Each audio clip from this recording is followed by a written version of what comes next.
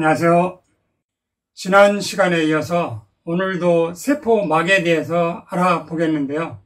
그만큼 건강을 지키기 위해서 세포막을 이해하는 것이 중요하다는 뜻이에요.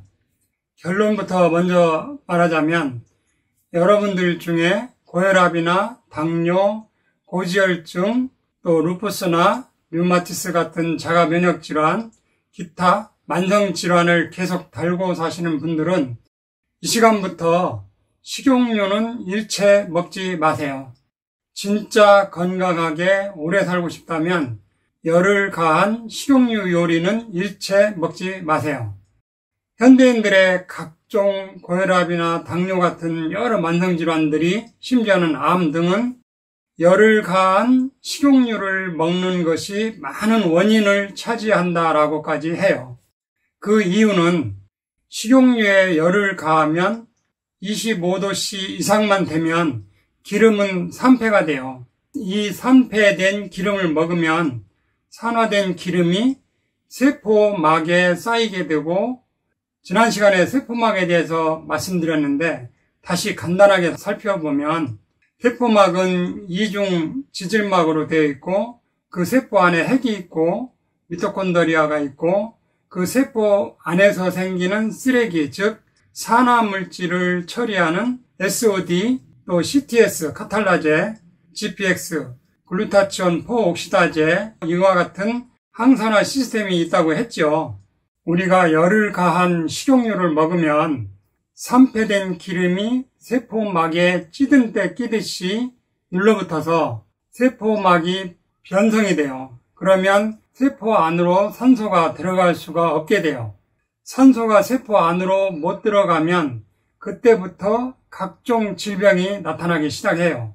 고혈압도 나이 먹으면서 혈관 탄력이 떨어지는 것도 원인이 되기도 하지만, 하긴 혈관 탄력도 혈관 세포막의 변성으로 인한 것이고, 더 근본적인 것은 말초에서 세포막에 기름때가 끼어서 산소가 세포 안으로 못 들어가니까 심장이 어떻게 해서든 세포막 안으로 산소를 집어넣기 위해서 더 세게 압력을 가하면서 박동을 하다 보니 혈관 압력이 올라가서 고혈압이 되고, 당뇨도 마찬가지예요.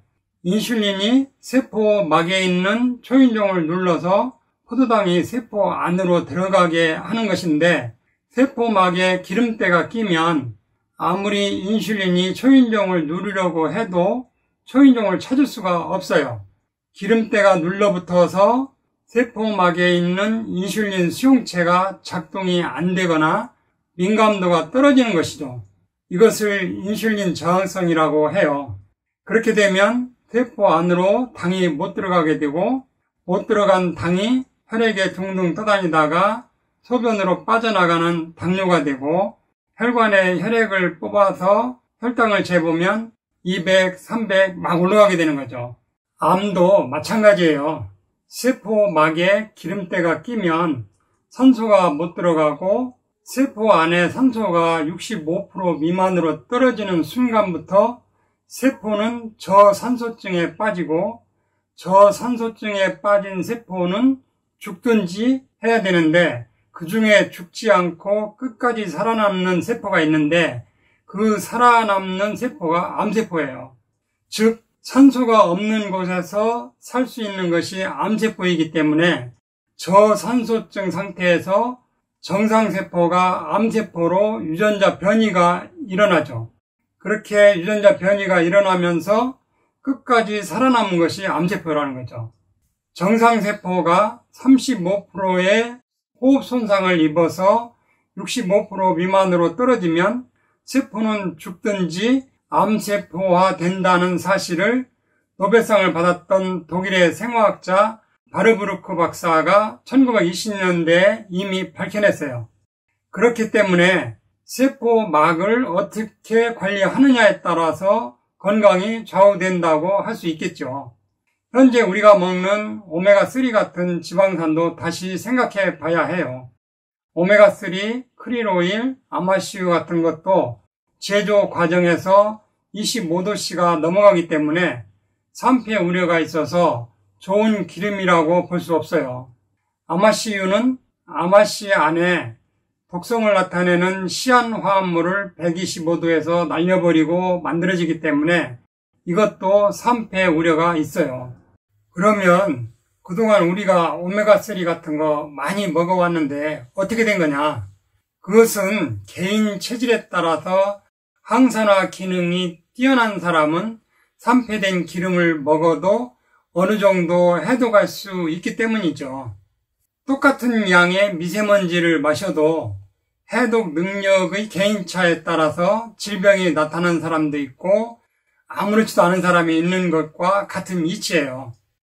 담배를 죽을 때까지 피워도 폐암도 안 생기고 오랫동안 장수하는 사람도 있고, 담배를 적당히 피우다가 끊었는데도 폐암이 오는 사람도 있고, 이것은 결국 본인의 항산화 능력, 이런 개인 차이가 있는 것이죠. 다만 나이 먹을수록 항산화 기능이 전체적으로 떨어지기 때문에, 즉 해독 능력이 떨어지기 때문에 25도 이상 열을 가해서 만든 제품은 먹지 않는 것이 좋겠다는 것이죠. 잠깐 칠판을 보겠습니다. 세포막을 구성한다든지 우리 몸에 꼭 필요한 지방산을 필수 지방산이라고 해요. 이것은 모체 필수 지방산과 대사체 지방산으로 나눌 수 있는데, 우리가 지금 흔히 먹는 것은 여기 대사체, 오메가3, EPA, DHA, 주로 이것을 먹고 있어요. 달맞이꽃 종자유라든가 하는 것이 감마리놀레익 애시드, 오메가6인데요. 주로 이런 대사체를 먹고 있는 거죠, 우리는. 이것은 세포막 구성물질은 아니에요. 실제 중요한 것은 모체 필수지방산 이것이거든요. 이 모체 필수지방산을 먹으면 우리 몸에서 필요에 의해서 알아서 자연스럽게 DHA, EPA를 만들어주고, 또 오메가6도 감마리놀렌산 만들어주고, 나머지는 건강한 세포막을 구성하는 데 사용되거든요. 그래서 건강한 세포막을 만들고 만성질환 없이 건강한 몸을 유지하려면 25도씨 이하에서 특별한 기술로 만든 노유파 지방산, 즉 무산화 필수 불포화 지방산이라는 기름을 드시면 돼요. 당뇨나 고혈압, 기타 만성질환이 1, 2년밖에 안 되신 분들은 강력한 항산화 기능이 있는 100% 천연 시아니딘 성분과 세포막 교정하는 노유파 지방산으로 4개월에서 6개월 정도 세포 교정해서 세포막 안으로 산소가 잘 공급되도록 해주면 당뇨약, 혈압약 90% 이상 다 끊을 수 있는 방법이 있어요. 실제 그런 임상 사례가 무수히 많고요. 또 당뇨, 고혈압 등 만성질환이 10년 이상 되었다고 해도 위와 같은 방법으로 세포막 교정해주고 몇 개월만 시행하면 여러분들 평생 먹어야 되는 그 독한 혈압약, 당뇨약, 만성질환 약들 다 끊고 정상으로 돌아올 수 있는 방법이 있어요. 폐섬유화라든지 동맥경화, 백내장, 위궤양 이런 거와 관련한 것은 100% 천연물질로 특허를 진행하는 것으로 알고 있어요. 이상으로 오늘 천약사의 건강과 약 이야기는 여기서 마치겠습니다. 감사합니다.